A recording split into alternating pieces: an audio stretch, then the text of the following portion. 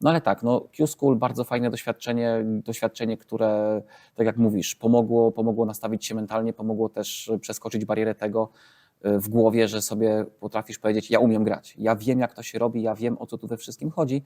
No i po Q-Schoolu następnym eventem, który na ciebie czekał, był chyba Mistrzostwa Irlandii. Tak, tak. No, po Q-Schoolu wracając do kraju, do Irlandii, było to takie nastawienie i było bardzo dużo wsparcia ze strony Irlandczyków w każdej z lig. Każdy gratulował, mówił fajne osiągnięcie. Nikt nie mówi, że o dobra, dałeś ciała, zagrałeś słabo. Nie, każdy mówi super wyczyn. Nie uprzedzając, że było paru zawodników też z ligi z Irlandii, gdzie im akurat nie udało się awansować do drugiej rundy i widzieli akurat mnie, obcokrajowca, że coś tam zagrałem fajnego. Wracając właśnie do kraju, przechodziłem turniej, cykl 12 eliminacji, żeby zagrać w Dublin, 12 turniej Dublin Open dla zawodników mieszkających w Dublinie, żeby grać w Mistrzostwach Irlandii, gdzie reprezentujesz każde swoje województwo. Dublin, Galway, Cork, gdzie w Cork kiedyś grał Radek Szemiecki. Radek Szagański, dokładnie. I ja dokładnie nie byłem świadomy tego, że są te turnieje. Pojechałem sobie, 2 pierwsze turnieje opuściłem.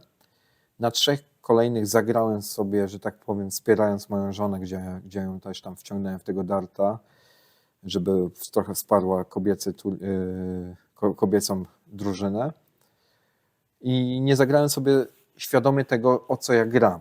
Dopiero po 5 turniejach jeden z zawodników ode mnie z drużyny, jadąc na jakieś zawody ligowe, uświadomił mi i powiedział, słuchaj, bo ty ciągle masz szansę na ten Dublin Team. Ja mówię, ale jaką szansę?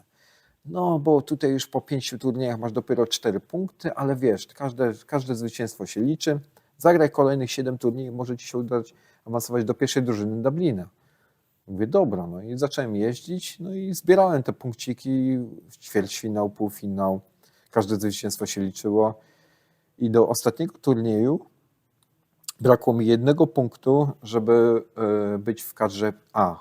Kadra A to jest 13 topowych zawodników z Dublina, gdzie tam są turnieje bardzo, bardzo na wysokim poziomie i zająć 14 miejsce opuszczając. Dla mnie to jest opuszczając 5 turniejów, bo 2 opuściłem, 3 pierwsze zagrałem nieświadomie, zdobywając tylko 2 punkty w 2 turniejach z tych 3 i opuszczając 5 turniejów przegrałem 1 punktem.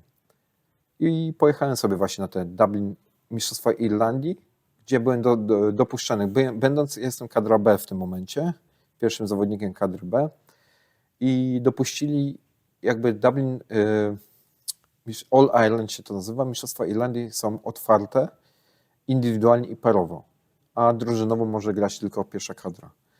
Także w pierwszych 2 dniach pojechałem sobie z żoną, wspierając ją, zagrałem sobie i parowca, i indywidualnie, ale byłem też troszeczkę tak jakby z mojego punktu widzenia, z mojej gry, miałem duży niedosyt, że oni rozdawali również 3 karty wildcard tak zwane, żeby dorzucić tych rezerwowych do tej kadry pierwszej i oni mnie tam pominęli, gdzie dowiadując się później po tym całym, będąc na tym All Ireland, parę zawodników powiedzieli, słuchaj, my byliśmy na meetingu menedżerskim, my wiedzieliśmy, komu rozdają te karty, my ciebie wspieraliśmy, my chcieliśmy, żebyś zagrał z nami w drużynie, ale oni stwierdzili, że nie mam doświadczenia, tak powiedzieli na tym meetingu, na takim wysokim poziomie.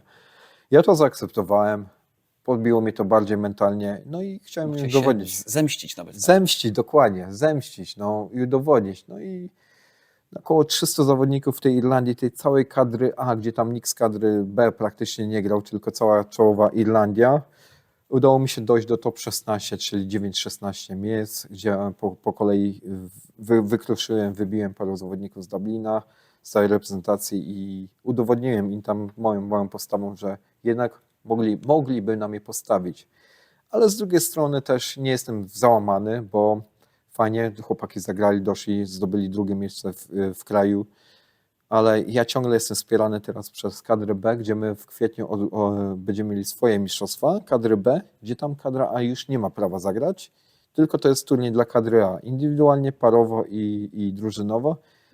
I wracając, tak przemyśląc sobie, wracając do tego darta na terenie Irlandii, to jest najlepsze rozwiązanie, co mogłem zrobić moim zdaniem. Nie brać nawet tej karty, którą może by mi zaoferowali, ale nie dali, ale masz dwa weekendy, gdzie mogę sobie zagrać. W kadrze A poznać tego smaka najlepszej jakości gry w Irlandii, rywalizując z najlepszymi zawodnikami, gdzie nawet tam udało się wygrać mecze z zawodnikami, którzy wygrali później drużynowo.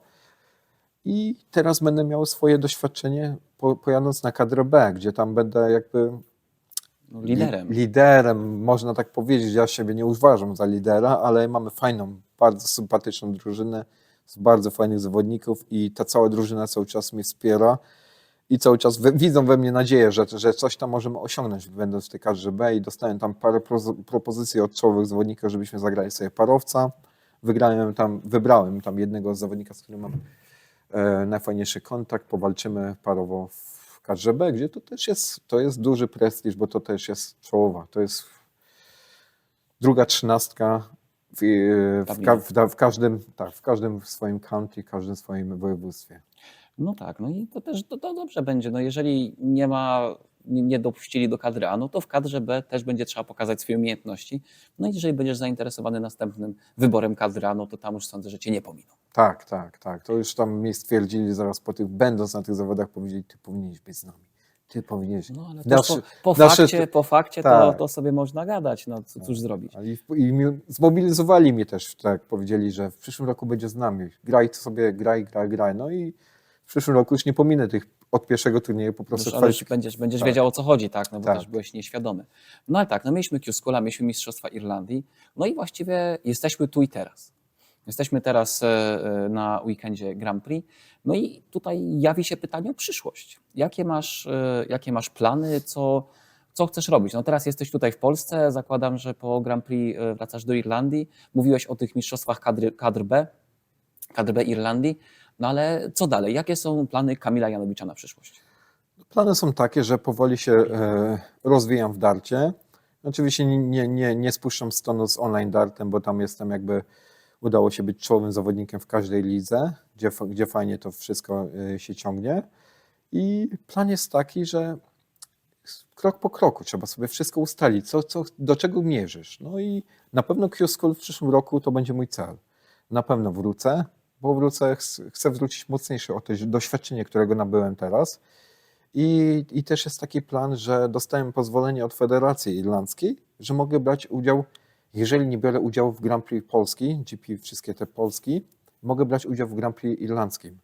I tam mogę walczyć o reprezentację Irlandii na Mistrzostwa Świata drużynowe, gdzie mam pozwolenie, że grając w Q-Schoolu indywidualnie, czy uda się coś tam osiągnąć, indywidualnie jestem Polakiem, gdzie jestem Polakiem i będę zawsze Polakiem, będę grał dla Polski, ale już drużynowo, nie tracąc, że tak powiem, dużej części moich funduszy, przylatując na każde Grand Prix do Polski, zostanę sobie na terenie domowym i będę jeździł po Irlandii, brał udział w Grand Prix, w eliminacjach i walczył o kadrę Irlandii, żeby zobaczyć, na jakim poziomie mogę być w Irlandii, gdzie wierzę w siebie, na moje początki, może uda się. Dostając to pozwolenie, kadra też Dublina wierzy we mnie i zobaczymy, co z tego wyjdzie. No, powalczyć ze topowymi zawodnikami w Irlandii to będzie coś, to będzie fajne. No tak, no będziesz miał szansę sprawdzić się, no też nie będę tutaj rzucał się na jakieś porównania poziomu Irlandii i poziomu Polski, no ale tak, no sądzę, że skoro mieszkasz w Irlandii, no to fajnie będzie tam na miejscu mieć szansę powalczyć, mieć szansę sprawdzić się z najlepszymi, no i też wywalczyć kadrę, no bo jeżeli jest taka możliwość, jeżeli też chcesz to zrobić i w tej kadrze tam się zakręcić, no to dlaczego nie, tak? To jest bardzo fajna opcja, bardzo fajna możliwość. No i tak właściwie dobrnęliśmy do końca, dobrnęliśmy do tego, jak będzie wyglądała ta przyszłość. No i takie pytanie do Ciebie, czy chcesz kogoś pozdrowić, może przekazać jakieś informacje również oglądającym? No pozdrowić oczywiście wszystkich graczy z PDCL-a, wszystkich graczy z Dart Online, wszystkich graczy z 26 League Darts. Pozdrawiam serdecznie. No i całe województwo kujawsko-pomorskie jest softowe, bo tam zaczynałem, tam raczkowałem i tam jest fajna liga. Wszystkich darterów, trening, zapraszam.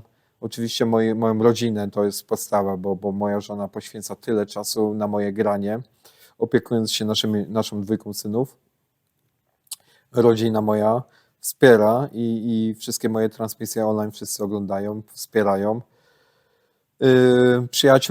Przyjaciela z Anglii, Bartosza, bardzo serdecznie pozdrawiam, który mnie bardzo dużo wspiera i dużo rozmawiamy na temat darta. I ćwiczcie, bo spędzone godziny przy tarczy to jest dla ciebie i to możesz później coś z tego osiągnąć, bo to jest podstawa. Trening sobie ustal, jakbyś chciał trenować i ustal sobie treningi, co można najlepiej robić, jak można grać, końcóweczki, double to jest wiadomo, czasami wychodzi tak, że grasz jak przeciwnik ci pozwala, grasz na słabszym poziomie. Jeżeli fajnie przeciwnik gra, grasz na wyższym poziomie. Uświadom sobie, że możesz grać cały czas na wyższym poziomie, ureguluj sobie i czasami jest tak, że grasz jak ci double, możesz grać nasuwać cały czas 180, poprawiać i możesz nie mieć tego double, także ćwicz double, bo double to podstawa.